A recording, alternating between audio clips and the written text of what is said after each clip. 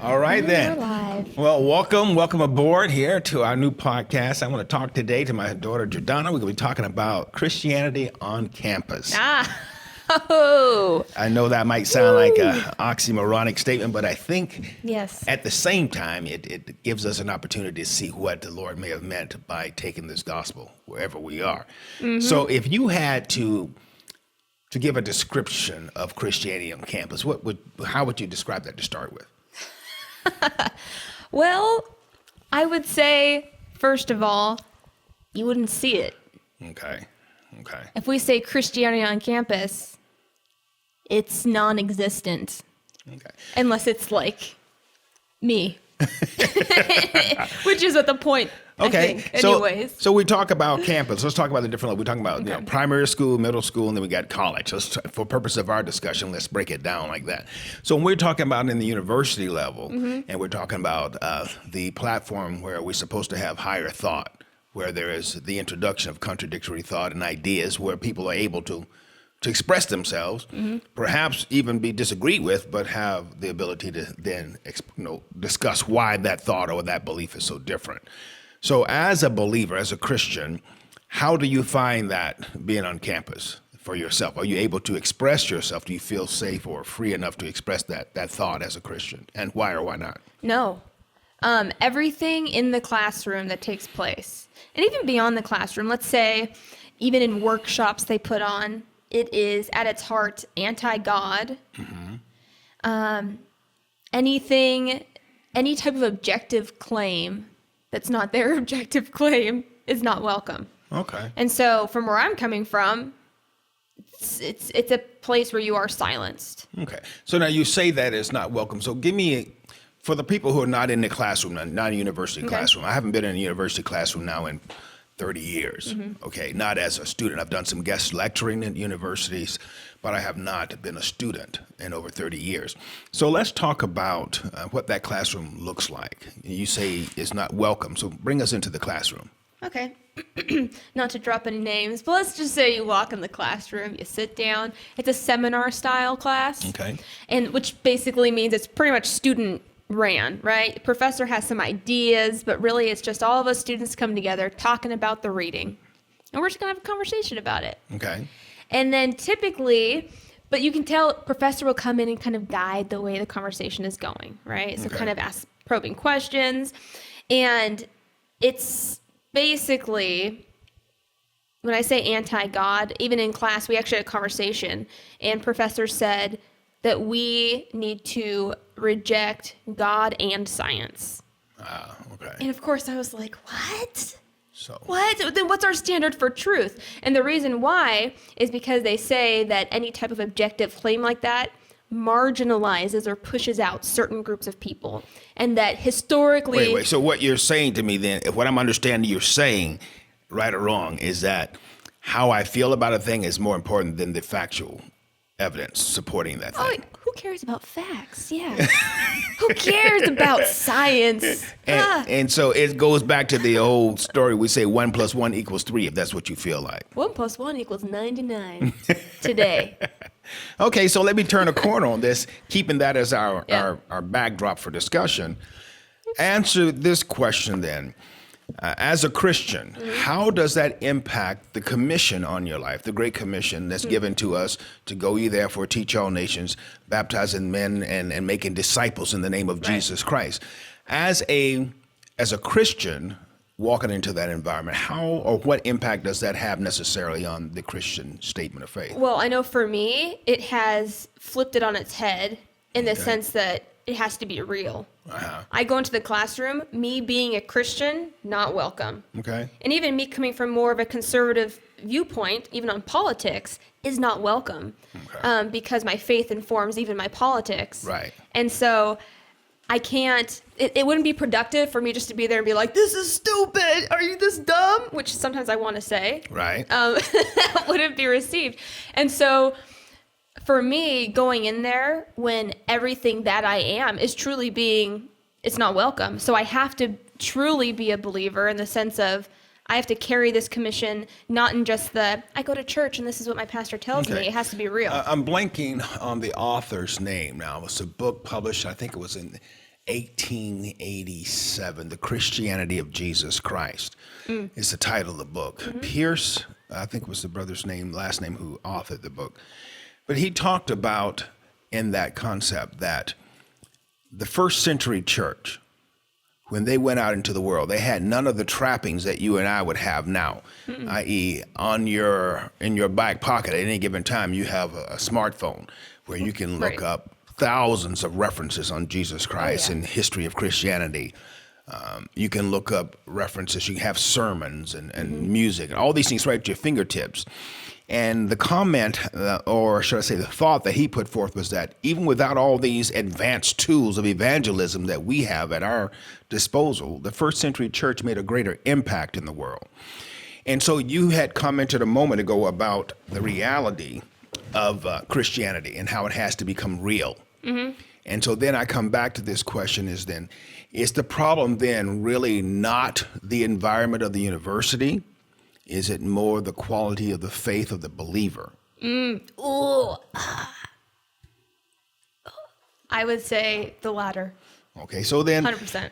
Maybe if we go there, then I hypothesize that the problem might be that Christianity, as we are exploring it today or experiencing it today here in America, maybe more that is a social Christianity, or what I like to call a cultural Christianity, where people wear the title Christian, they wear the tag Christian, and they go to church because their family goes to church. They have these observances, but it's not a belief of conviction.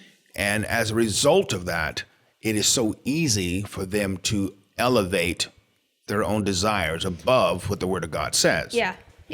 And so if you think about that, let's think about that concept as a believer, as a young believer, as an older Christian myself, and you think about walking out into a hostile environment, which is the world system. I don't think we at any given time have the ability to sit back and say, it's the world, the university is the problem. Duh. I mean, it is. It's a part of a problem, but it goes beyond the university, because what's happening in the university, you see everywhere. You see it in media. You see it in Hollywood. And they're all having the same conversation. They all have the same sound bites. Right. It's the same story. And it's like you're saying, it's the world system. Okay. But it always has been. So then let's go back then. If we say that, because we think about the first century Christian, for instance, the religious system, Christianity evolves from the Jewish faith. We have to come back to that historical fact. Christianity is not a Western religion. No, yeah. It has its genesis out of a Eastern religion, which is the Judaism. Okay, so coming out of that perspective, we must understand then that the believers who originally began to hold fast the testimony of Jesus Christ did not have the support of the religious system. They did not have civil protection from the legal system within Judaism. Those temple guards, those who worked with the Pharisaical system, were often tied together. Beyond that, they lived in a Roman world, where they had a system of belief that Caesar was God.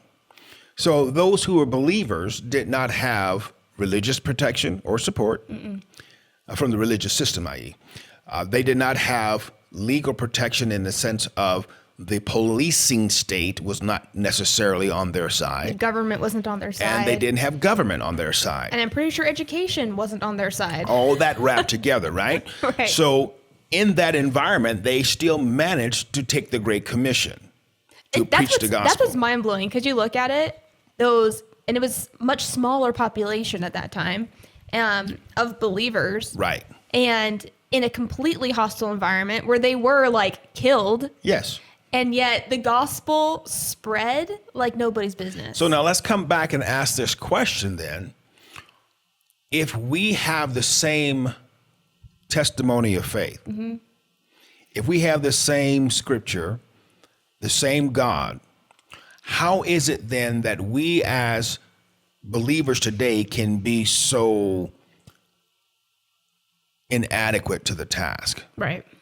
What causes that? Now, I have a theory, but I want to hear what you have to say first. What do you What think? causes us to be ineffective? Yes, what causes us to be inept? It'd be easy for me right now to talk about all the problems I see in other people. Right. Easy. But yet here I am in a situation in the world system on a campus that's anti-God, and I have to look at myself and see, why am I perhaps ineffective? Okay. or the struggles I feel. And I think some of it comes down to fear of men's faces, fear of being not liked, fear of losing some status. Okay.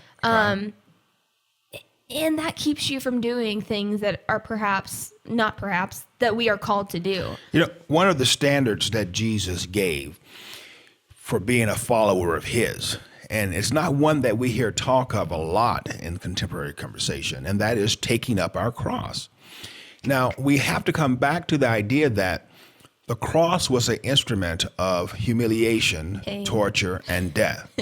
Yeah. Okay, there was nothing romantic about the cross. No. Okay, as I said, it was humiliation, it was torture, and death. It wasn't just death. It wasn't just a simple. It was execution, and it wasn't just a simple execution in the sense that I'm just going to put a bullet in the back of your head. Okay, right. you're dead. That's okay. But you think about a cross. The duration of a crucifixion happened over several hours, even before you got to the cross. There was the mockery of the hearing itself, because by the time you got there, remember in Rome, Roman citizens couldn't be crucified. So you were already in a prejudicial setting if you were there to be crucified. And so the odds were, as they say, not in your favor. So you're standing there thinking about people who like to crucify people, okay? And so now you're going to get there. So you have this open court trial where everything is stacked against you. Once you are found guilty, you are stripped, you're beaten through the process of the questioning. You're beaten, you're buffeted around. Jesus was punched, had hair out of his face snatched out, blindfolded and slapped and pushed around. Then he was stripped and beat with the cat o' nine tails and with the rods. And so this humiliation, this suffering continued and just intensified as it went. Now, if we follow this idea that as Christians, we're to take up our cross, then we have to ask ourselves these simple questions. Are we willing to allow ourselves to be humiliated, tortured, and even crucified for the gospel's sake? Right. What does that look like? What should that look like in a contemporary setting? I think that's the question that is being lost on the Christian audience today. We have a faith that tells us that we can, as believers, have the best of everything. Right. That as believers, we deserve to be listened to. We deserve to be respected. We deserve, here's the word I'm talking about here, we deserve to be healthy, to be wealthy, to be taken care of. And so kind of that entitlement, perhaps. Yeah, that same sense of entitlement that you see in the world, where kids are growing up and expecting people to take care of them. So even so, the way you're describing, it's not even the Christianity that you'd see in the Bible as much as it is. We're just a nice version of the world. Right. And Ryan, if you can look up the Christianity of Jesus Christ, who the author of that was? The Christianity of Jesus Christ. Mark Guy Pearce. That's it. And in that, he talks about, in one of his opening statements in his thesis to the book is that if what you are doing does not look like what Jesus did in the Bible, what was reflected in the Bible, then you cannot say that what you're doing is Christianity. Right. It may very well be religious. It may very well be very spiritual, but it's not in its purest essence Christianity. Yeah. Now, before I go too far down that road, because I want to get back to this idea of the cross, you think about it again, much of what we do in our Western world, you do not see in the Bible. We did not have a Sunday morning building where people came to in the first century church to have service. They didn't have the 3 fast songs, the 4 slow songs, the offering announcements, and then that's something we designed out of our own culture. So that's not Christianity. None of that stuff is Christianity. It's not necessarily bad. It's not necessarily wrong. It's just. But it's not a rule, so to speak. You don't have to do exactly. And that's what gets us in trouble then, I think, is that then you're able to do all of those things. And then feel good about it. You feel like you're doing Christianity because you're doing all these trappings that we call Christianity, what in reality is not Christianity. It's just our culture, our custom.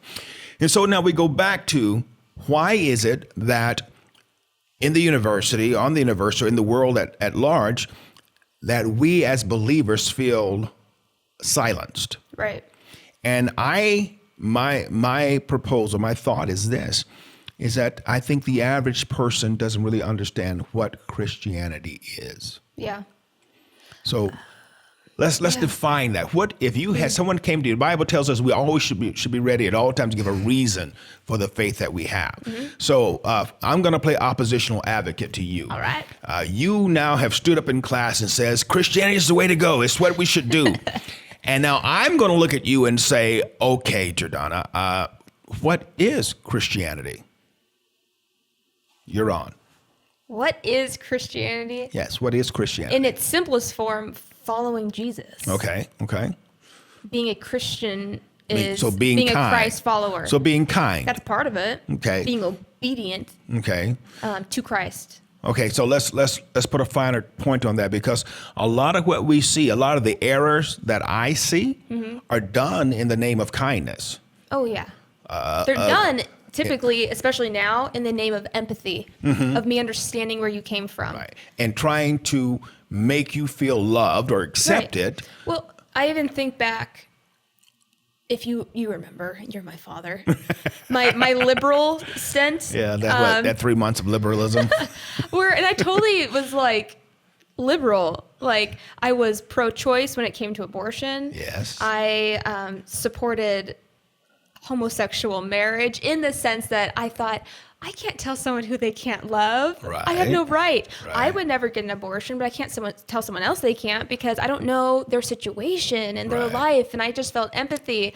I was against so many things. For the record, I did not beat you and make you change your mind. No, in fact, okay, you were just like, that's pretty much what it was. You didn't, I would have my little empathy moments of being like, oh, I just feel pain for this person. But then, by the grace of God, and because I was seeking after him, even though I was stupid, honestly. I remember asking you the question, how does that stack up with your Christian faith? And I kept saying, well, God's love, and Jesus loves me, and he has grace, which is true. Yes. Completely true.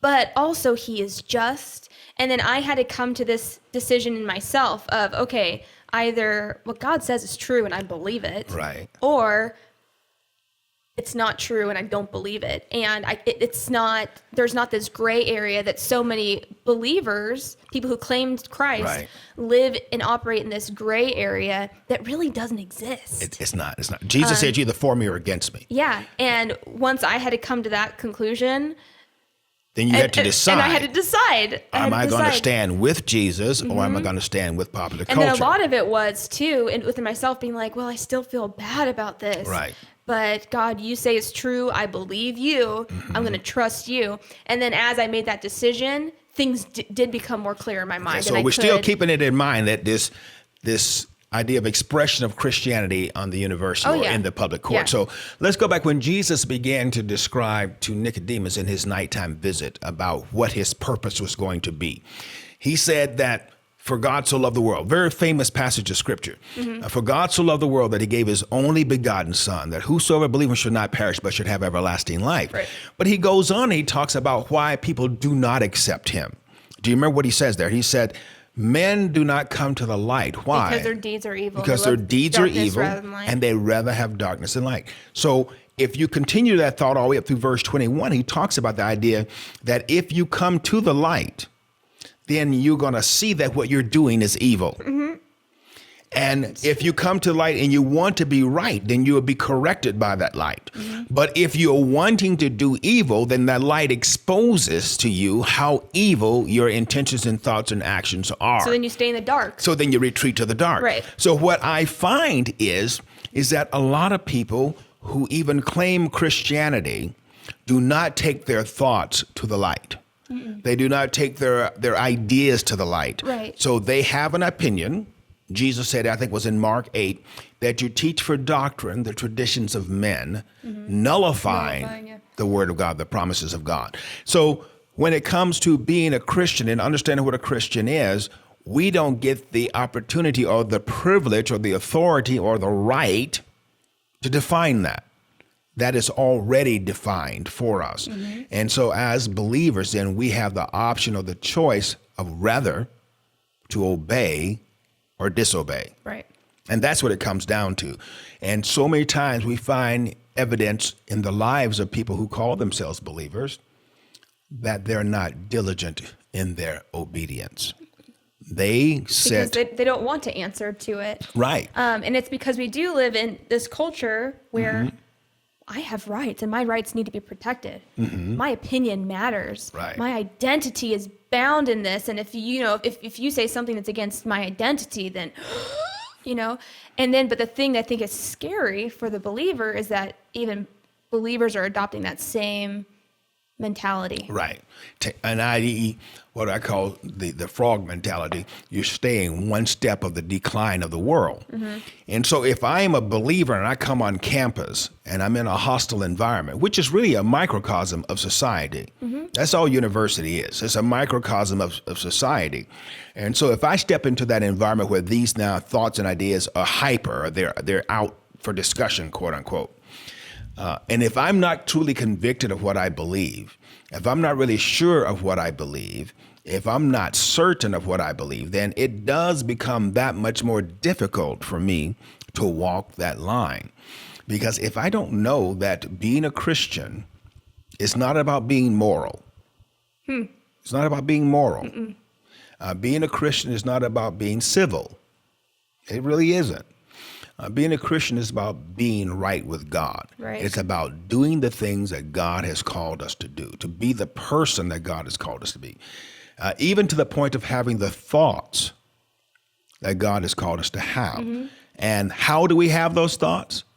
Well, we have to train ourselves to think according to the Word of God. Right. So that comes back to it. And we say, okay, so we come to Christianity on campus and we have different expressions of sexuality, racism, You name it. yeah, you can go on and on and on. It all goes really back to this idea of identity, which makes sense because if I can be comfortable in who I am, never having to deal with any of my flaws, and in fact saying that I have no flaws, Right. it's just my normal, it's just the way I am expressing myself, Right. then I don't have to answer to anyone because I am God. Okay, so we go through all these ideas. So we come to a question of I am God, right? So, recently the movie Unplanned came out that tackled the issue of abortion. That's been a So good. big Loved it. controversy. Yeah. And it's strange to me that it should even be a controversy.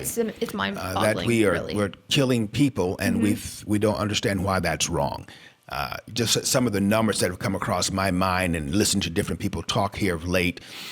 Since 1972, 73 Roe v. Wade, we've killed over 55 million babies. Some say up to as much as 60 million babies Just murdered a small and nation, killed no big deal. through No big abortion deal, right? for the purpose of convenience. Yeah. And we talk about even with Planned Parenthood. That's a whole different kind of ugly, right?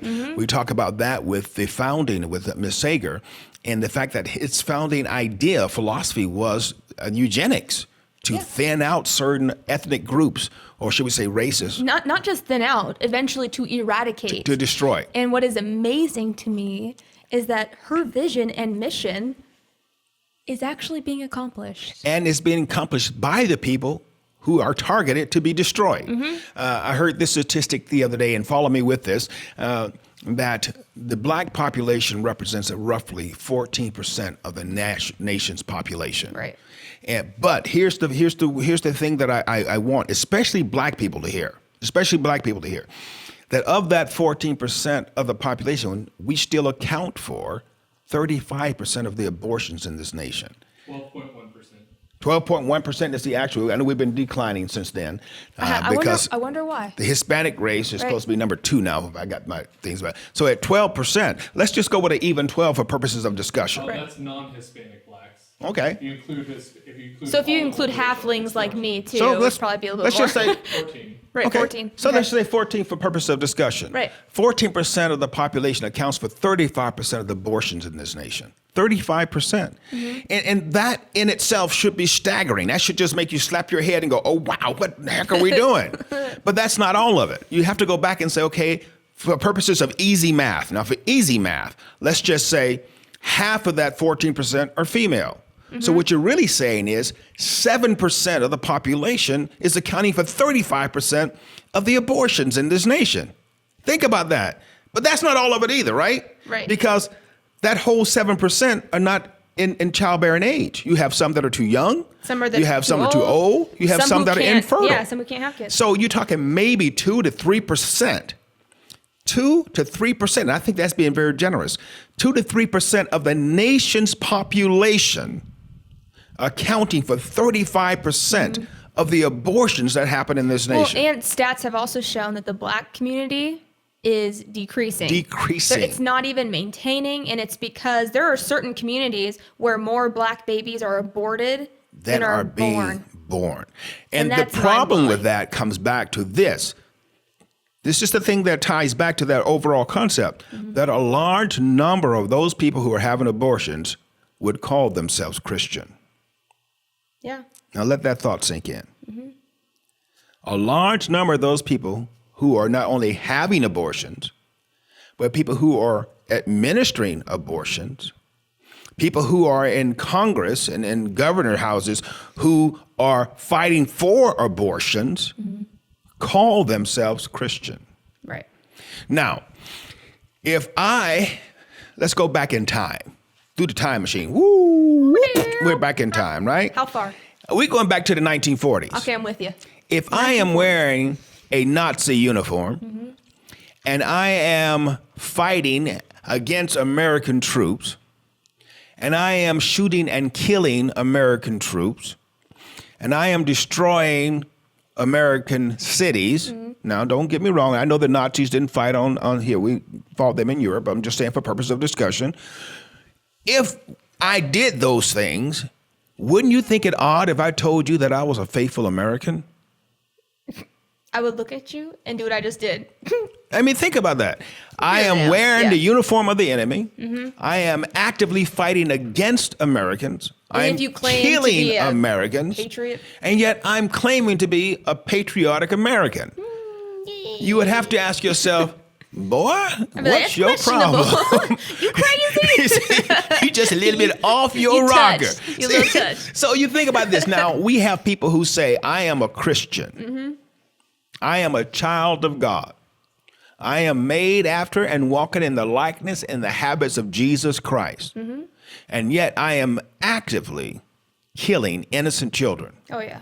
And I am pursuing the right and the protections of those who kill innocent children. And how do we do that and say, I am a Christian? That's the thing, too. I've gotten many a Twitter debate with people about this. People who claim, to have morals and everything. And the way they skirt around issues like, let's say, abortion, that's so huge right now in our nation, is by denying the really personhood, The humanity and of the the child. humanity of the Yes. child.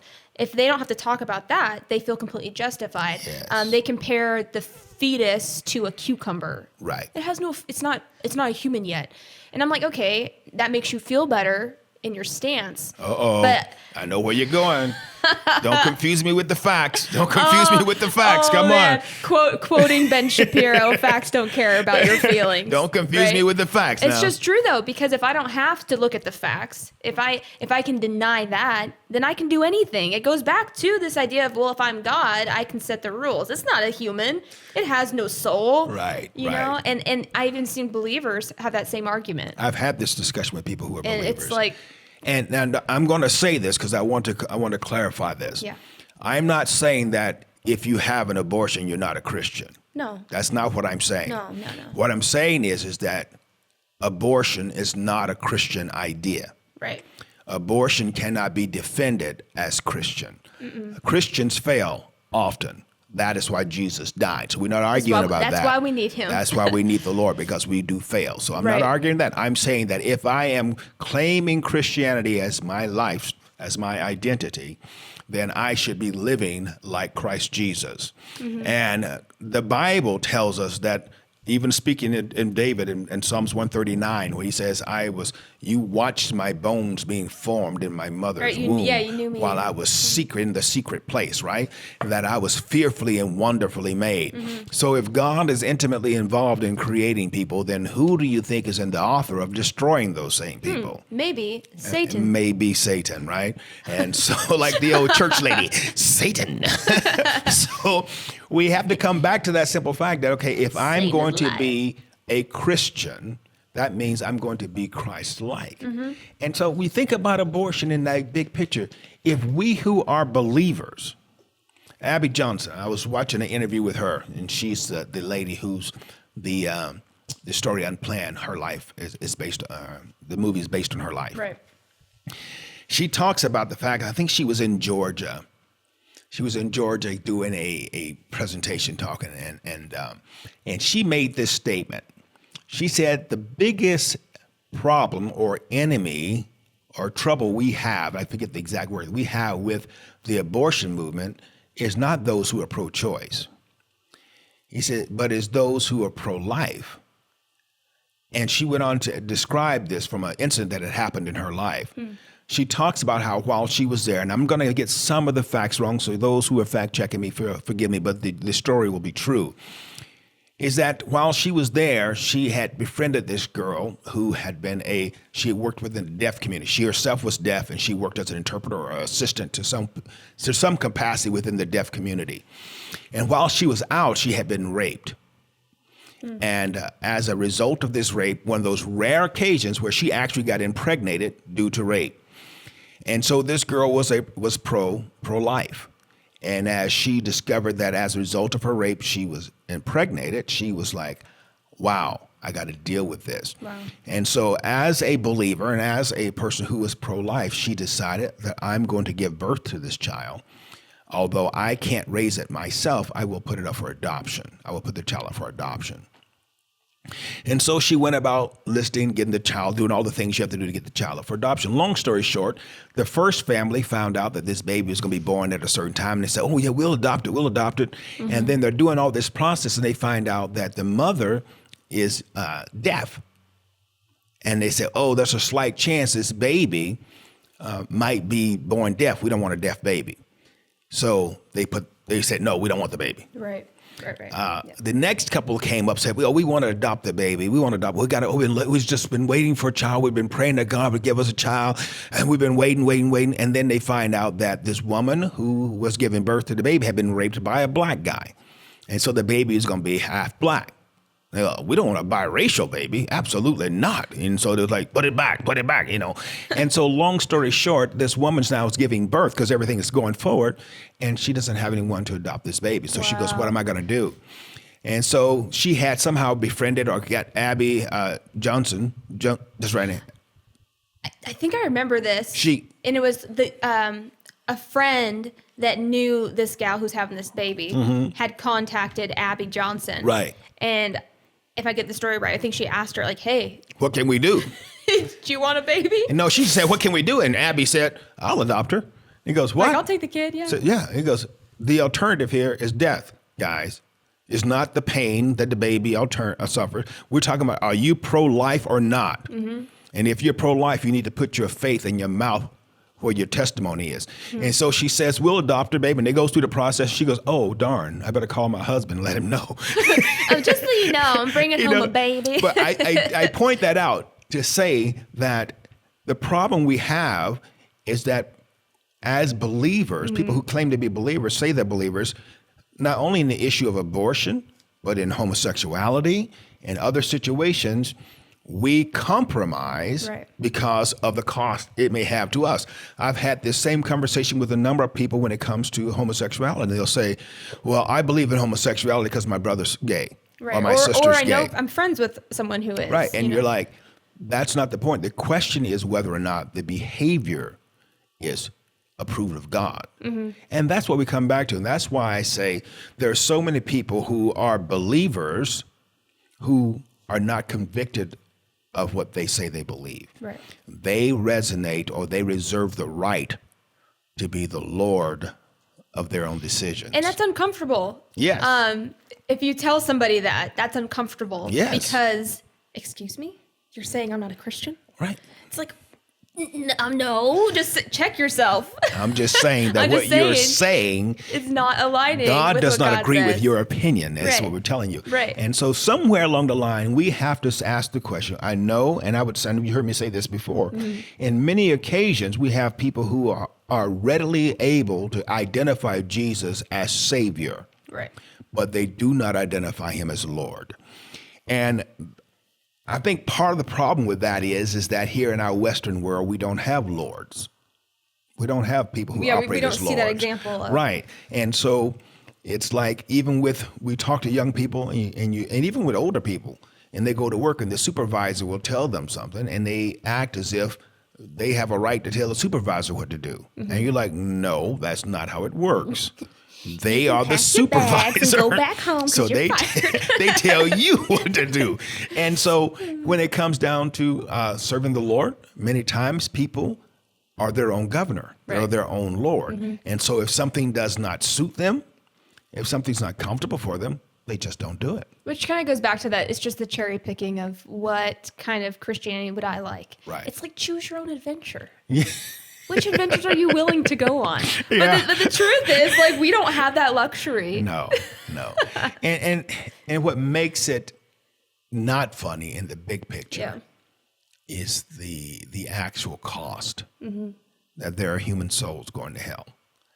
And when you stop and you think that every person you've ever seen in any capacity, photograph, video, or driving down the freeway, looking at a football stadium, every person you've ever seen will live forever. Right. Forever. See, the Bible never describes death as a cessation of existence. The ultimate death, as described by the Bible, is separation from the presence of God. So every person who has ever lived, or whomever will live forever. Right. It's just one of two places. Yes. Will you It's one live of two in the places. presence of God, i.e., heaven, or will you live separated from God in hell, which is the place? And when you think about hell, and I've heard this as a controversial, where people talk about hell can't really be fire and brimstone because the spirit doesn't feel heat. Okay, I'm like, okay, granted, Well, whatever. first of all, how do you know? I just look at that. How do you know your spirit doesn't feel heat? I just don't know. look at him and tell him like this, I don't care. I don't care. I just don't want to be there. The point of the matter is that whatever hell is made up of I don't want to be any part is of it. the absence of everything good. Oh, man. And if you think about it, too, even in this world where there is sin, we are touched by sin. We are born into sin, right? Everything. But even so, what's that pastor's name? That in the hands of an angry God, sinner in the hands of an angry God. Oh, that's Jonathan Edwards. Jonathan Edwards. Right. And he talks about in that sermon that even in this world, even the believer who is cursing God to his face Right. is still operating under the grace Under of the God. grace It is of the God. grace of God that we even wake up. Right. And that we have a chance. Right. And It's like the story you were it's telling me about the amazing. kid who was at. You heard about a kid who was bad-mouthed in the military, and talking about how stupid it was to have the military around, and you're like, you don't even understand that it's the military that gives you the right to talk like that. You have to, when you are living, and honestly in America, like, I'm sorry, this is the greatest nation. If I said that, Period. people would be like, It is. you don't know that? I'm like, please, okay? Right now, the big thing is preaching socialism. I'm like, okay, you don't see people swarming to Venezuela. No. They're coming into America. There's a Right. reason, They're right? leaving Venezuela. So we have a lot of luxury and privilege, Right. no matter your color, Right. contrary to popular belief. We'll get to that in a minute. Okay. But I'm telling but you we right do. now, We have this privilege, and it's when you have that privilege, is that allows it you. allows you to make claims like that. Have the controversy. And so, I hear people talking about, and I don't want to get into to the controversy of, extremism, fanatism, but I'm just going to talk about in general, this whole thing about the Islam that's Right, going on, right. and how we have these liberal mentalities talking about, we need to promote and protect Islam, and at the same time you're going, in these communities where Islam is really taking over, homosexuality is not tolerated. Women's rights are not tolerated. And so when we get into this idea that, oh, well, we gotta promote this and protect, it's like, you really are, in essence, cutting off your nose to spite your face. You are slamming yourself. And so these are the type of things we're talking about, is that when we come back to this idea of what is Christianity, whether I'm in the university environment or I'm at the coffee shop or walking down the street, as a Christian, how should I be? What is my obligation? Right. And I want to use that word. What is my obligation of behavior? Do I get to decide what is appropriate? Or do I have a rule higher than Right. myself? And I would say even with that, going back to the university, because that's my experience. And it doesn't necessarily mean I should be in the classroom preaching, quoting Bible verses. No. Number one, people will not respond to that. And they don't know the Bible verse. I mean, it means nothing. It means it's foolishness to those who don't know. That's what the Bible says. Yes. And so in some ways, and I know I have to try to be wise because there's times where I don't need to say a word. Right. I just need to walk into the classroom, sit there, try not to sometimes start laughing or scream because there's times where I'm like, what? Sometimes I just need to be quiet, and just try to be an example. What's that song say? This little light of mine, pull a string, let it shine. Right? So let it's like you don't always have to say something. Sometimes I think we can get to the extreme of being like, if you're going to really be serving God, you got to scream at people and smack them with the Bible. No. And it's not about that. It's about, am I walking in righteousness? And are you being obedient to what he's telling you what to do? So whether I'm in the campus university where it is antagonistic to, I hear the conversation, hear the discussions where people now are, I choose this pronoun. And it's like, you know how stupid that is? And I don't mean to hurt anybody's feeling. I'm sorry. I'm not trying to be purposefully rude. No. But I work in the arena with children. And I had an occasion to speaking to a young lady a few weeks ago who was operating under the delusion that she was really a male. And as a result of this, she had at least 2 suicidal attempts and was constantly depressed. And so in my occasion in speaking with her, I just said to her, I said, can I please speak to you as a father? And she said, yes, because I had a relationship with her. And she knew that I had love for her. So I'm talking to her, and I said, I want to speak to you as a father. And she said, okay. I said, sweetheart, you will never, ever be a guy. What'd she do? And she looked at me like this, eyes got big. I said, you can never, ever be a guy. I said, the reason you're having the trouble you're having is because you're breaking your brain. I said in simple terms, and you're trying to force yourself, your brain, to be something that it is not, and so that it cannot be. Yeah, I said, so now if you want to be homosexual, I said, that's a whole different discussion. And that's a discussion for you to have with your parents and you to observe between yourself and whatever God you serve. I said, but sweetheart, you can never be a guy. I said, the sooner you make peace with who you are, the sooner you'll get out of this depressed state that you're living in. Right. Because you're trying to force your brain to do something that it cannot do. And she looked at me and then she was going to ask me the question about transgenderism. And I said, you can change the physicality of your body. You can cut off your breast. You can have things sewn on. I said, but it's external to who you are. Right. Your brain will still be the brain of a woman. You will always be a woman. I said, so now, in order for you to have peace in this life, you got to make peace with who you are. And we sat there. She cried a little bit. And I said to her, you know what? You know I love you. I'm just telling you the truth so that you don't continue to hurt yourself. A few weeks later, I saw her, and she's dressing like a girl. Wow. Yeah. Now, whether or not she is homosexual or not, I told her that's a different issue. But you're female. I said, and in order to be at peace within yourself, you got to be at peace with who you are. Right. And so this same thing, this truth, you see, it was a truth that gave her freedom from that depression. It wasn't feeding the lie. It wasn't me making her feel good in the moment, knowing that if she continues on that road, that she will walk into destruction. Because we know, regardless of what the popular media says, that people who give into transgenderism represent a higher than normal rate of suicide in this nation. Because like you said, you're literally working against who yourself. you are. And that's going to lead to destruction. You're going to implode. It's only a matter of time. Right. It's a matter of time and how bad that collapse is going to be, because you are living and walking a lie every day, every moment of your life. What it reminds me of is when I went to Marine Corps boot camp. You have those days, especially in the first week, where you are traumatized. You are literally, what have I done you are to my family? traumatized, you know, and then you'll go to sleep, and in your dream, you'll be at home. And you wake up with a pit And in you your stomach. wake up and you're like, ah! And that's what it's like. Real. You know, they're living this lie, and then they wake up and it's like, ah! And that happens over and over and over and over and over and over until eventually you can't take it anymore. Right. And it turns into self-destruction. So that's the problem that we have with promoting lies. That's the problem we have with promoting falsehoods. And that's the problem we have as believers when we enter into the public arena and we don't turn the light on, because the people around us then are allowed to continue in darkness. Right.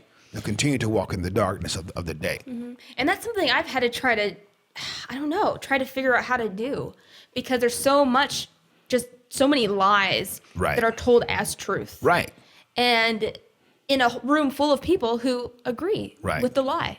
And it's like, and then before you can even speak up, they tell you, and if you don't believe this, Then you have the problem. then you're the problem. And Yeah. it's like, well, okay.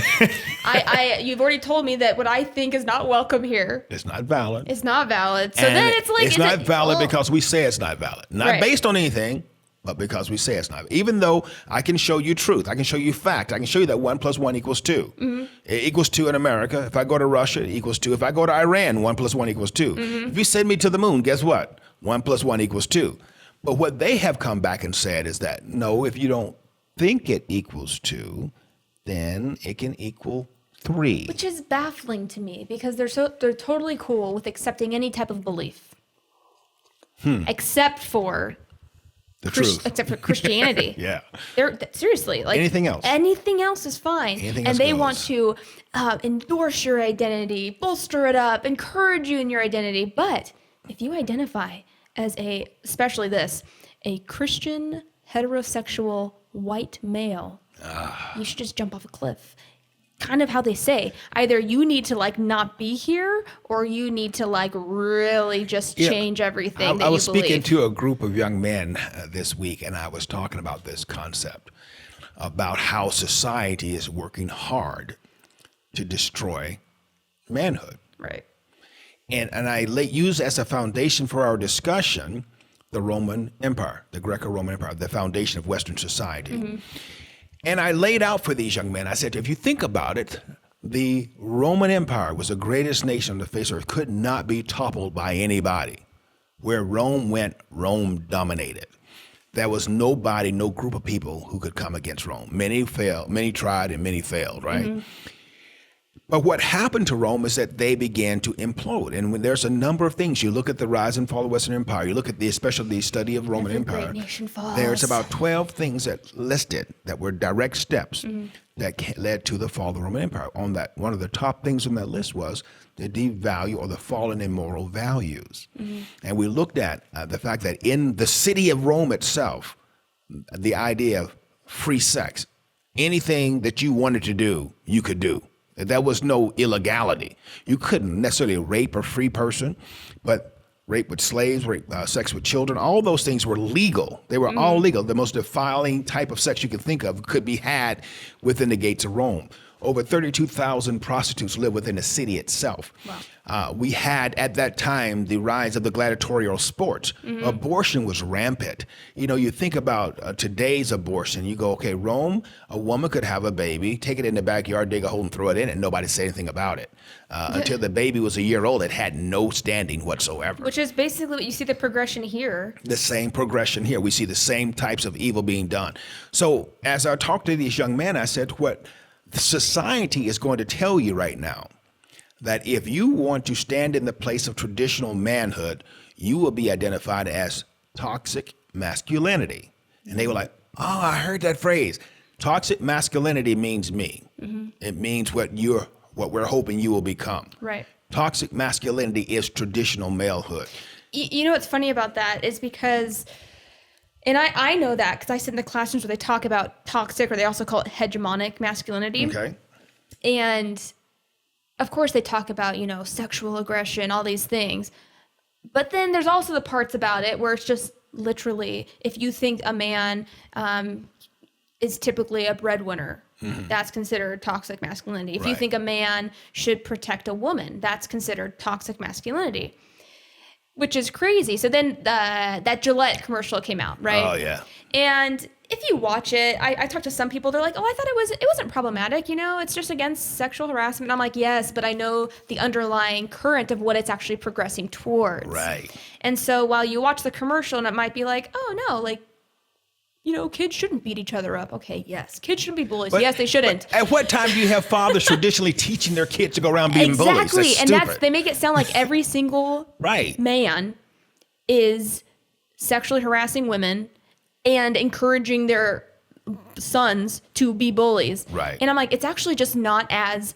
It's not as true. It's not as true as they make. It's not true as much Right. as they make it sound. Like, that's not normal. That's not the norm. No. And you hear these same people talking about protecting women and being an advocate for women, and then they promote sex trafficking. Right. It's the stupidity of it. It goes they don't beyond. call it sex trafficking. No, it's just considered sex work. And I'm like, yeah, you sit down with some of those sex workers and figure out how they got into it and how if they think they can ever go back to another job. And what the lifestyle is. Yeah.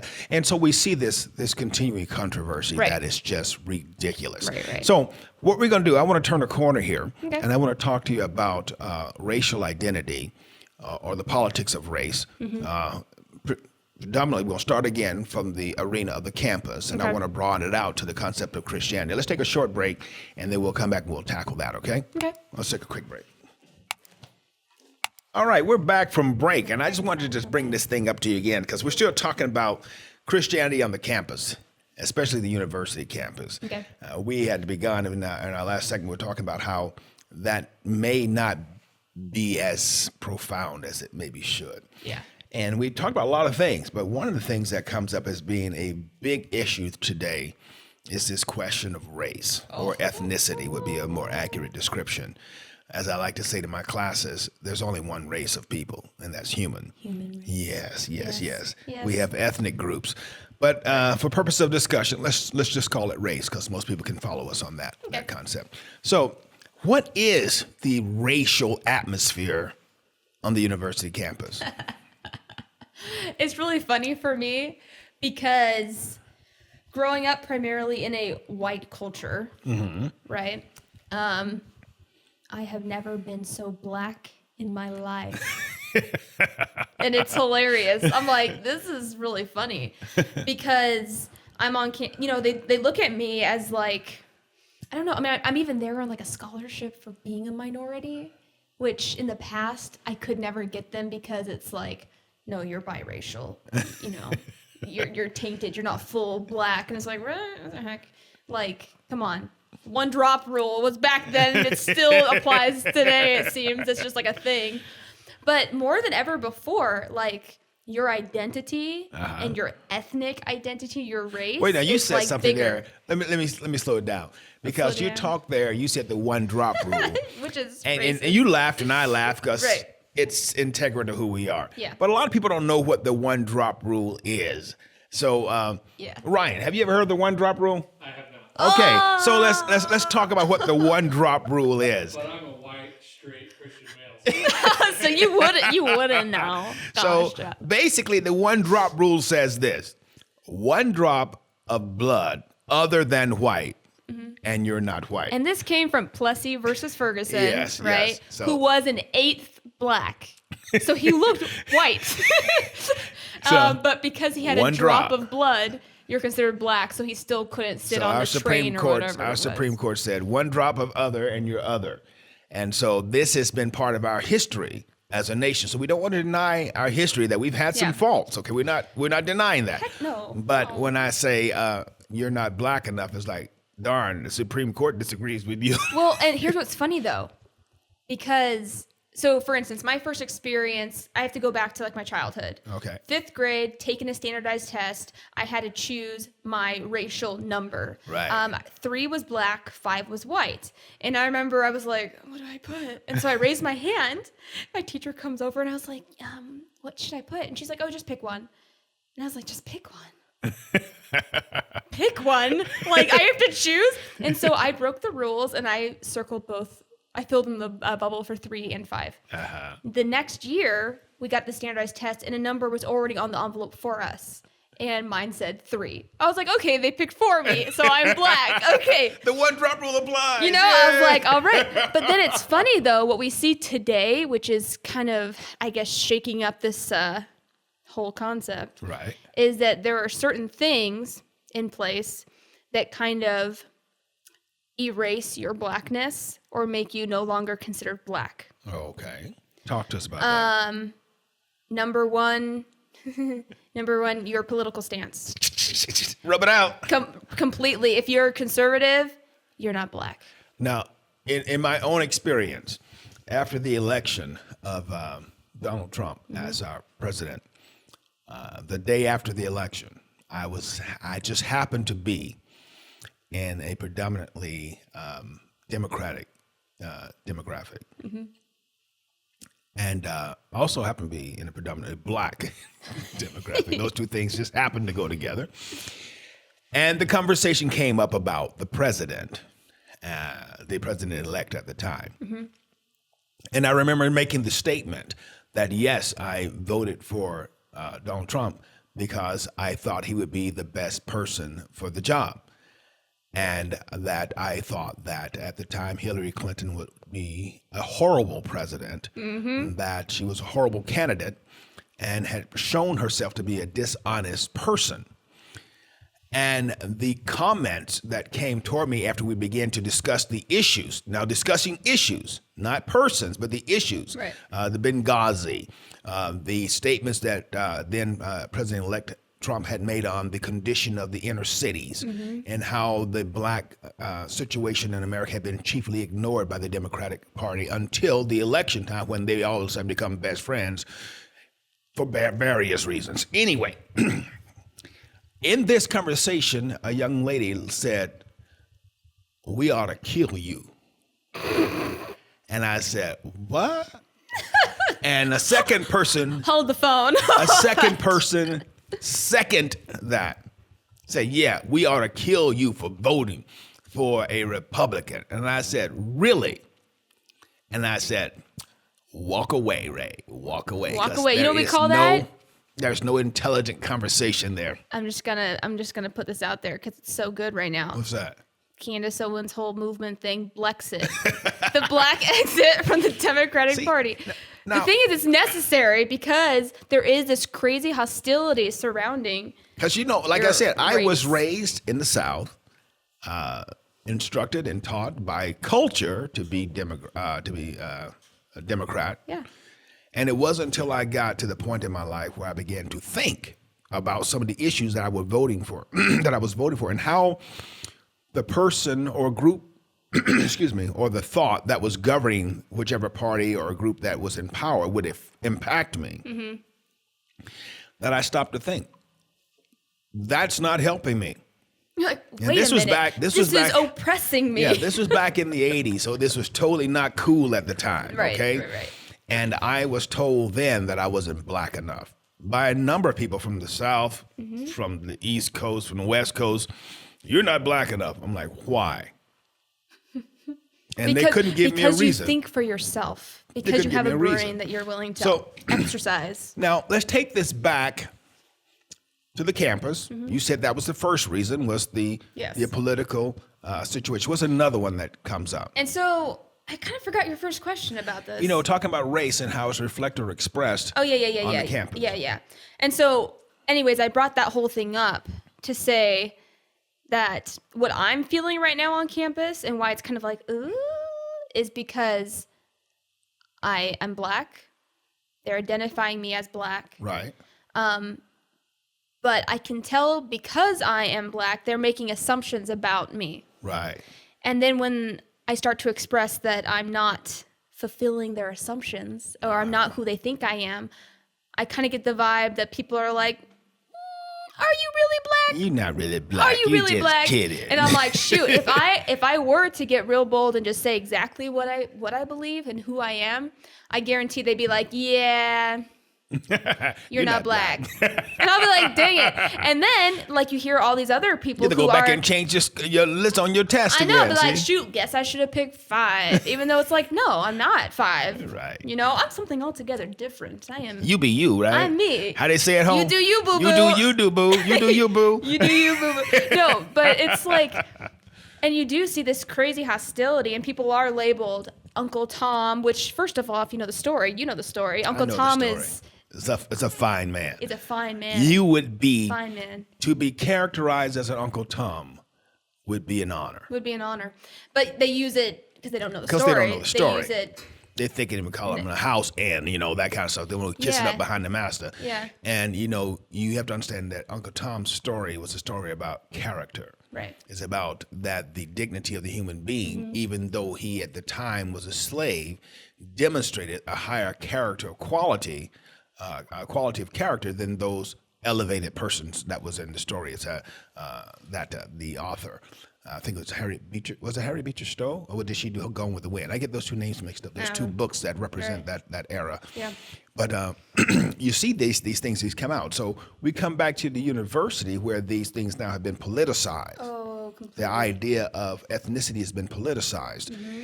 And what we see in the history of our nation is that ethnicity or race has always been a political tool. It's always been a political tool. It's always been the idea of the elites versus the non-elites. Now, before we go into this depth of understanding or discussion about campus life, we want to understand that this idea of elitism has always been a human problem. It has never not been a human problem. Right. So whether we're talking about the monarchs of England, where they lived within their gated or castled communities, and the population at large lived Even further back, the I'm just- nobles. I'm saying all just of to that. Yeah. just to live. Those people existed to finance or substantiate the life of that elite group. Right. And once you were in that elite group, then all that stuff didn't matter because I'm going to eat bread. I'm going to eat cake. You guys fight amongst yourselves. Another thing that was reflected in that ethnic conversation, if you take it in that group instead of just saying race, skin tone, but the ethnic conversation was then the distribution of power and weapons. That at a time that this mentality ruled, this socialistic mentality ruled, was the only people who had power were the government that had weapons and armies, and the brigands, the crooks. The mass majority of the people in the middle did not have weapons. And so therefore they were preyed upon by the government, Right. and they were preyed upon by the crooks. And so we see this same mentality resulting out of this stew Right. that's being stirred now in There's in nothing new universities. under the sun. You Nothing just new see under the everything sun. repeating itself, which cracks me up. Just gets a new because label. you think, I always learned, even in school, look at history so we don't repeat it. We're bound to repeat it if we don't look at it. But yet, these people who are telling you that, they're not looking at history. And they don't even they're tell repeating it. They don't even teach that anymore. No, they teach history incorrectly. Yes, they're revisionist history. It's amazing. When I was in Not the school, good kind of amazing. in order to graduate from high school, you had to have American civics. Right. You had to have a class on how government works. Mm-hmm. You had to know what your government taught. And I hear all this argument now from people about the electoral college and how they want to get rid of the electoral college. And you think if you understood how government works, you wouldn't say that. Because if you got rid of the electoral college, New York and California would rule the New York, nation. LA would rule. They would rule the nation, and you would never have a say so, just because it'd be population rule. Right. And so then you would have this truest sense of a democratic government, a democracy as they call it, where it's just mob rule. And you don't want that. So when we get back to the politics of race and how it's being stirred up on the university campus. Right. Now, what I want to do is transition this Can I say thought. one more thing before you turn to Go this ahead. thought? So the first thing I said is about how if you're really black or not, right? And how Right. they make that assumption. The second thing, which really irks me, is... Something irks you? Oh my wait. gosh, I gotta hear this. I So gotta hear many this. things irk me. But so Martin Luther King Jr. Yes. As a child, I I really did idolize this Him man. him and Shirley Chisholm were your They heroes were my on they your were my wall. heroes on my wall. Listen to their tapes, calendars, please. I thought you were a little weird, but I it was was weird, but it cute. was my thing. And it's because I just believed what they were, stood for, and like it was a part of my history. Right. That I didn't grow up in because I grew up in a predominantly white community, and Right. so I totally identified with it, and I loved it. And what bothers me is that they raise this banner of like MLK, Yes. but yet everything they do is undermining his dream, his famous "I have a dream" speech, right? Yes. I have a dream that one day my son and daughter will be recognized by The not by the content- color of their skin, but by the content of their character. And I'm like, but all you ever do, since we politicize color, all you do is bring attention to color, and you so do. that dream will never ever. And they're be working achieved. against it because the idea is that if we come together as one, then this new idea, this new socialist idea can never take root. Never. The only way you can get that in is that you have to do the same thing that Hitler did in Germany. You have to do the same thing that Mussolini did in Italy. You have to do the same things that Mao did in China, is that you have to turn a segment of the populace against other segments of the populace so that they Right. are reduced from being legitimate people to where now you have the right, where it becomes righteous to go and take from them that which is theirs.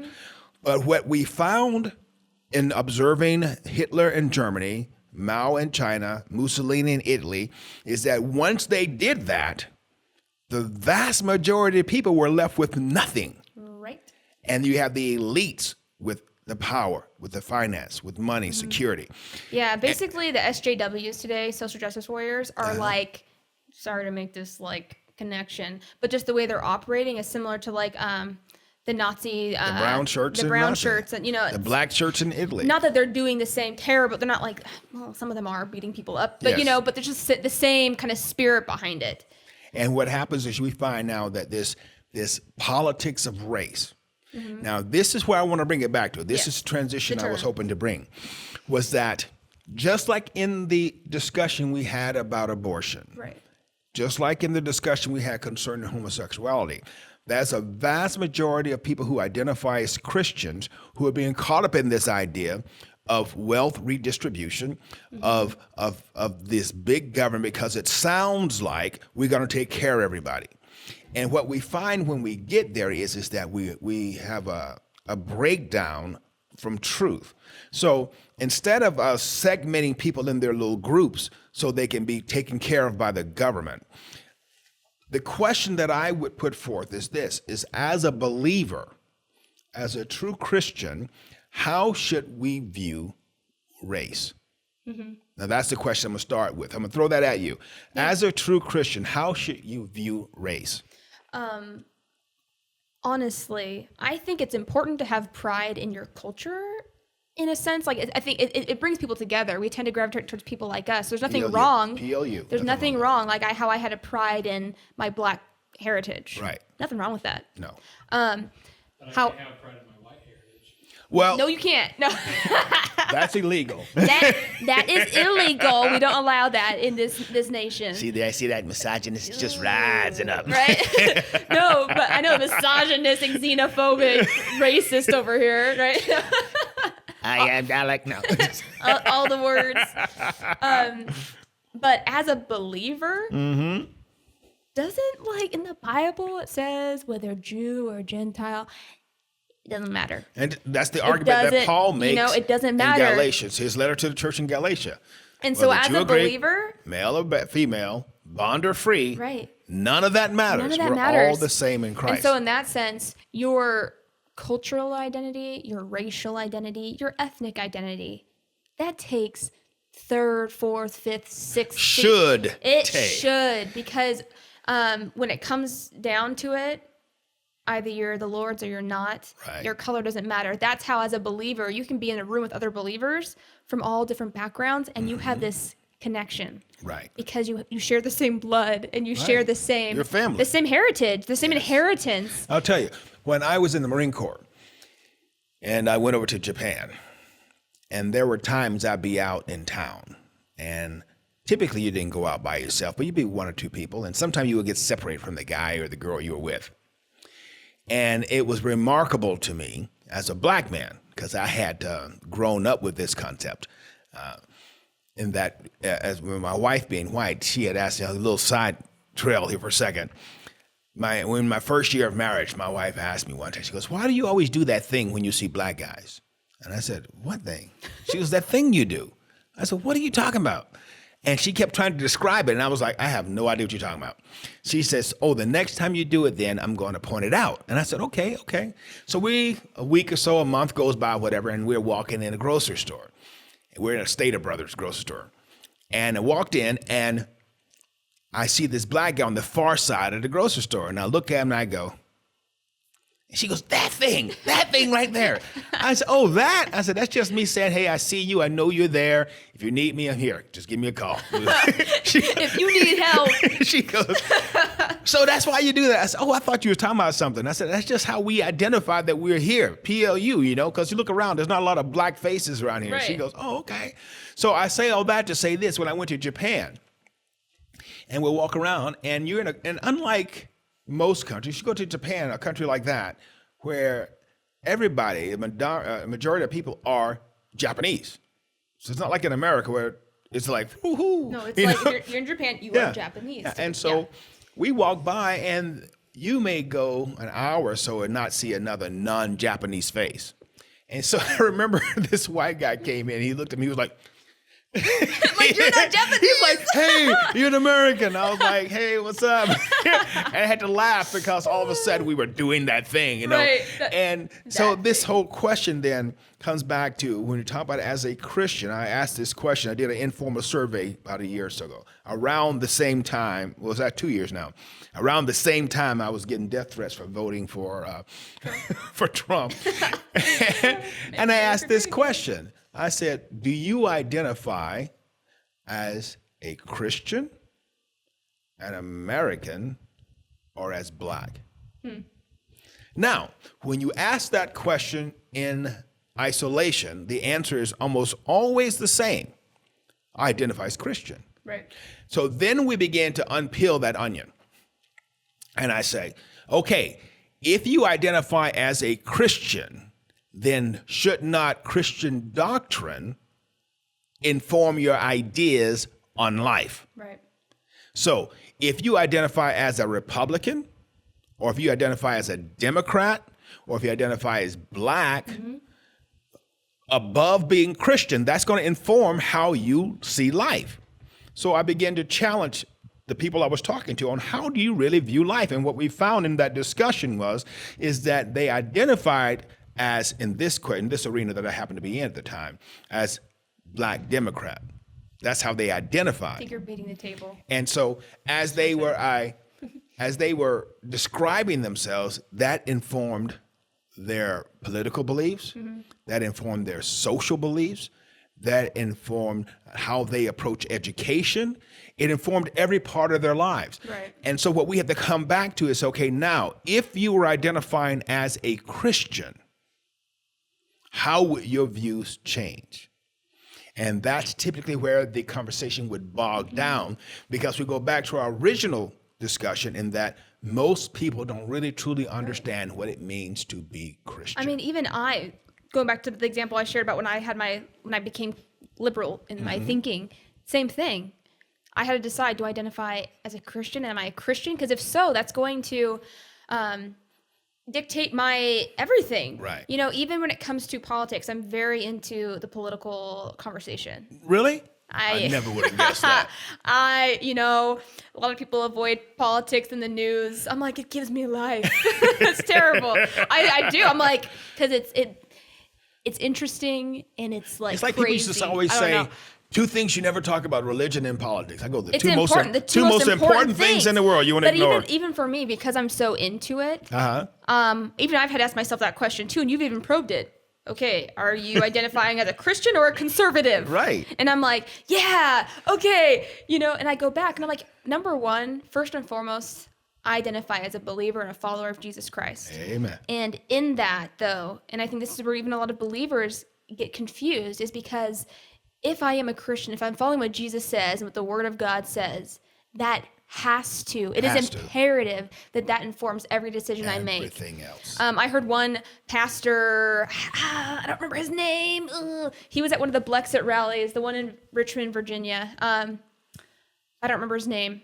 But anyways, was he a pastor or was he a governor? I think I don't remember. He was a politician. He wasn't a pastor. He wasn't a pastor, you're right. But he was talking to a pastor because a pastor had asked a question in the audience and said, how can we kind of bridge this gap between politics and our and religion and have conversations? E.W. Jackson? That might have been it. I don't remember his name. I think that was it. I think that was him. I only heard him speak that one time, and I was so impressed with him. Virginian politician? He's black? Is he black? Is there a picture? Anyways. Oh, it says Bishop E.W. Jackson. Okay, that might be him. I think that is him. But he had said something that was so, I want to say profound, but it's like, no duh. But it was like. That's what makes it profound. And that's what makes it profound. And he had said, answering the man's question, he says, was it political when Moses went before Pharaoh and said, let my people go? And he started listening to these things. Was it political when Esther went before the king? And it's like, and he said, he's like, I look at this as my prophetic ministry. Yes. He's like, it's being obedient. It all goes back to obedience. And so, I think it is important. Like when we say the two most important things that people need to talk about are politics and religion, because they really do go together, because my faith in Christ and the truth of how we live and where life comes from informs everything else. And as a believer, there are certain things that we can't be compromising on. And it doesn't matter, going back to what we said earlier, the facts don't care by feeling, brother Ben Shapiro, right? A Jewish brother. It doesn't matter how you feel about it. You see, because I can come back and say, I feel this way, or I feel homosexual love, or I feel like it'd be better to abort this baby. Mm-hmm. That's irrelevant. Right. What are the truth? What is the truth? What are the facts? And that's what we have to come back to. So when it comes down to this question of race, as a believer, I have to go in the same vein that Paul, in his letter to the Galatians, or in the letter to the Ephesians, out of these two bloods, God has made one. Right. Talking about Gentile and Jews. That's everybody in the whole world, in case you didn't get that. So that's how God sees the population of earth, either as a Jew or a Gentile. And then in the New Testament expression, believer or non-believer, God says the whole world has been bound to this one blood. And so what we find here is that as a believer, what I'm obligated to do is to see you, not denying your culture. I'm not going to ever say, okay, I wouldn't say to my white brother, oh, I see you can be just like me, because he can't be just like me. Just like I can't be just like him. As I'm here in this culture where we live in now, and it's predominantly, as we said, a white culture, there is an expression of life that I have. If I take and then translocate myself back into the middle of the black culture, there's a different expression of life, because there's a shared history that we shared cultural history that we have. There's things that are assumed upon that can be said that we all know. Right, so you don't have to give the backstory. We don't have to explain it. Yeah. We don't have to black explain it. And so those are things that are just part of life. But as a believer, what I go is I say that uniqueness of you as a female, our brother who's suffering from that malady of being male, heterosexual white, we're looking for a cure for it. But but at the same time, we take the essence of who he is, mix that with who I am, and then this becomes a 3-chord harmony. Right. I don't want us two to sound like you or to look like you or to be like you. And we don't want to be or look like him, because that destroys the essence of who we are. But I do accept him for who he is. I accept you for who you are. And what I want you to do is accept me for who I am. Does that mean I approve of everything you do? Absolutely not. No. But that I do not look at this as being because you are black, or because you're white, or because you're Asian, or because you're a Native American, that you have any higher position. We are all level here. And that's what's funny to me is that, so they talk about oppression a lot on campus, and if you are a historically oppressed, ethnic group, right? You tend to have a little bit more elevation, right? I appreciate your voice more. You can tell. I even just kind of look in the classroom. of how people respond to someone who is very openly, let's say, gay. Uh-huh. It's evident that you're giving them more attention when they Legitimacy speak. because they have, Someone who is of a minority status, and they're really kind of embracing that oppression that comes with it. They're given space, because they're really elevating that. But if someone is from white dominant culture, you tend not to listen to them as much, or what they say doesn't carry as much weight. My question has always been when I hear these arguments, how is being the product of a single mother home any different from a white perspective than a black perspective? Right. If you are, and don't get me wrong, I understand culturally there's some changes. I'm not denying any of that. I'm just saying for the pressures that are put on the child, right, from the situation of economics or pressure. If you are a poor white woman raising a child as a single mother, does hunger feel any different for your child than it does for the poor black child? No. And I think what I was trying to say was the fact that oppression in any degree is still wrong. Racism, there's no such thing as reverse racism. No. Racism is wrong, no matter where it's coming from. You know? It gets generated, yeah. And so, but what we see today, especially in this race talk, this ethnic talk, is that no, oppression is wrong when it's done to me. Right. Therefore, now it's time for me to oppress my white brother so he can feel it. I'll tell you. Okay, is that right? I'll give you an illustration from life that this really happened. And it was one of those things that just blew my mind. This was about 30 years ago. I was processing a young man into jail. As you know, I worked as a police officer. I was processing a young man in jail because he had stabbed this guy. Ouch. Stabbed him. And I'm saying, why did you stab this brother? He wasn't denying it. That's why you stabbed his brother. He said, because he stole from me. I said, what? He stole from you? Yeah, I had some potato chips and he stole my chips and I stabbed him. So I'm like, you stabbed a guy for a 25-cent bag of potato chips. Hey, these are my chips. He doesn't have a right to touch my chips. I'm like, okay, I understand. I don't agree with you stabbing him, but I can understand that these are your chips. You don't want people stealing them, right? So I'm walking, I'm processing his paperwork. I look at his paper and it says he was originally arrested for burglary. And I said, wait, stop. He goes, what? I said, you got busted for burglary. You're breaking in people's houses. He said, that's different. I said, how is it different? He said, I break into these rich folks' houses. They got more stuff than they need. And so I have a right to take what that. I said, wait. You had more chips than the other brother did. He goes, that's wrong. He can't take my chips. I said, so it's all right for you to steal, but it's wrong for someone to steal from you. He goes, yeah, you get it. I said, no, you don't get it. You're like, no, I'm telling you what you're saying and how messed up it is. That doesn't make any sense. That's what I'm trying. But he didn't say it. He was like, no, it's okay for me to steal because they have more stuff than they need. I said, but this brother who didn't have any chips, who stole from you? 70%, right? You start looking at this, it gets stupid. It does. And so when you think about this now, when you think about this concept, and when you come back to the Bible, you come back to what truth is.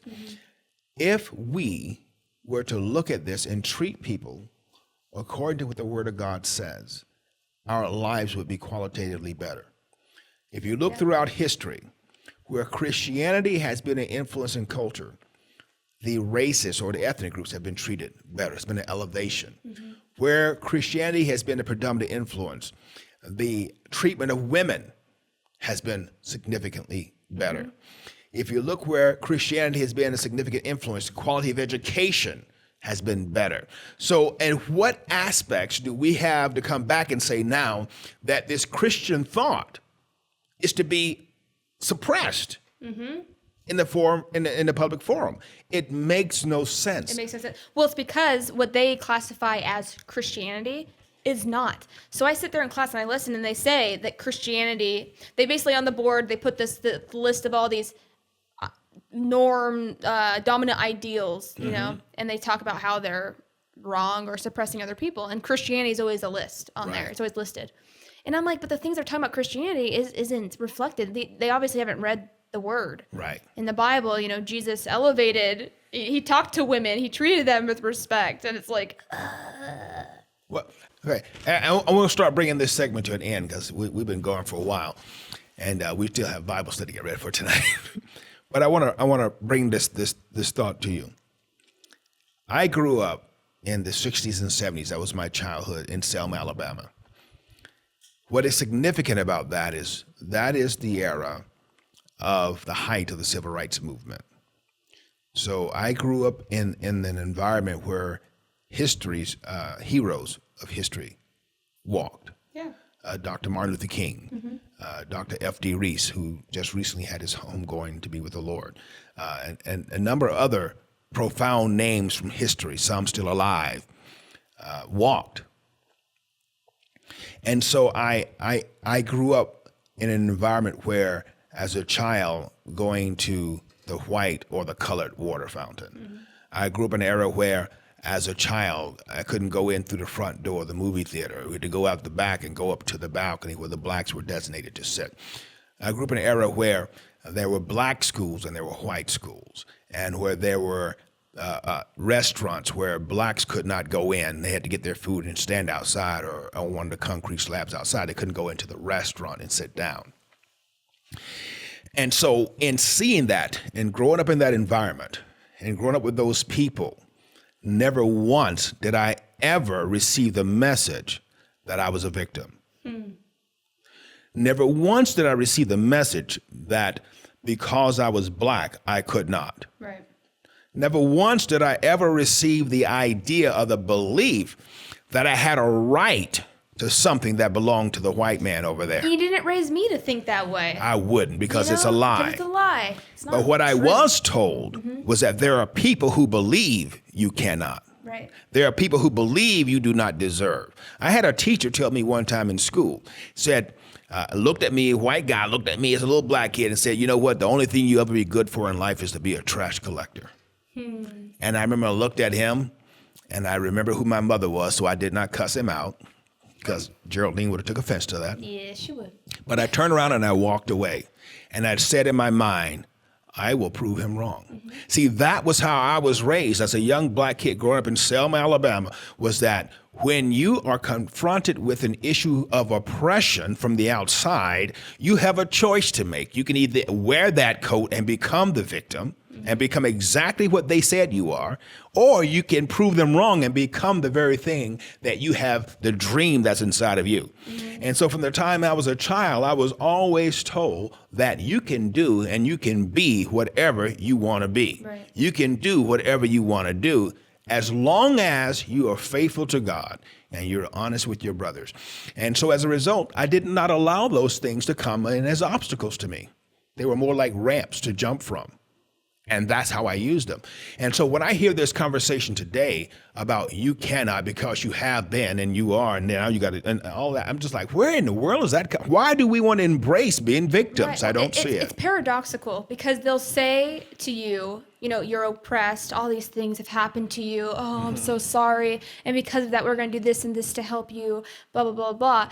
But it's so they're still saying you can do it, but you need help. You need help. And to me, it's the height of racism. And to me when as you look well, at me and I you find say, it that's more offensive. yes, I'm yes. like, you know, I don't need. You know, because you are female, you need me to Now, do this I'll for take you. your money. I'll take your money, but if you want to give me a scholarship, I'll take it, and I'm going to use it to the best of the my best, ability, you know, for the the best glory of of my God and for the exactly. good of mankind. Exactly. That's what you do.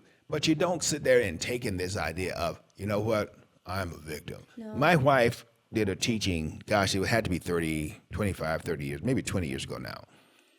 And the topic of her discussion was victim, survivor, or overcomer. And she talked about 3 women who go through sexual assault. And she discussed the first person who goes through the sexual assault, and for the rest of their life, they identify themselves as the person that this sexual assault happened to. So they are a sexual assault victim. That's how they see themselves for the rest of their life. Everything they do is colored by that. How they react to other people, how they let people react to them, how they dress, how they think. Everything's affected by that one thought. And then she talked about this second woman who goes through a situation. She's a survivor. So now she identifies herself in opposition to. Right. She becomes almost a radical against this idea. It's like the person who quit smoking, so they jump all over you for smoking. That's going to kill you, man. And they jump and they're always in your face about it. And this person, they cannot ever really truly relax, because if they stop fighting this thing, they don't know who they are.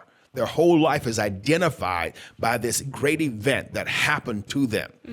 This third woman, who also was a victim of sexual assault, is not a victim. She's not a survivor. She's an overcomer. She's a person who can look at you and say, yes, that happened to me. Yes, I came through it.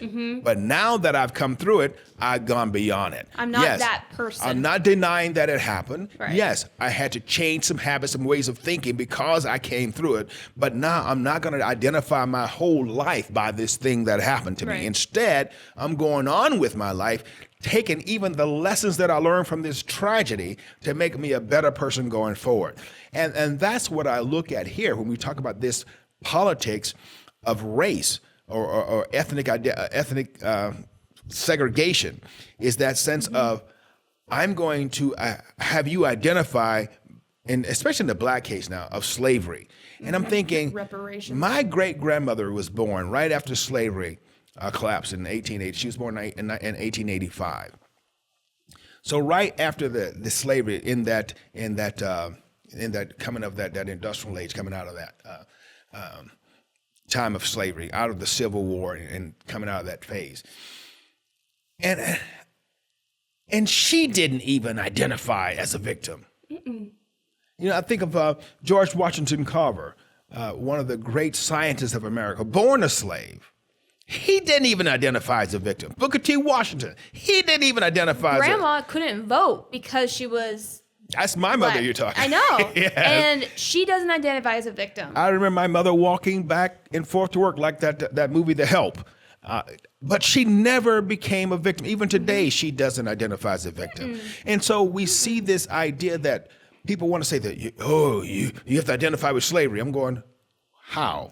You know what? I think when people say that, I was like, I'd never been a slave. Ever. My daddy wasn't a slave. Never. My grandma wasn't a slave. You got to go back 2 more generations before you get there. I've never been a slave. And you hear people talk about this idea of, we want to have this now new segregation. So I'm like, so people like my mother, my grandmother, Who fought.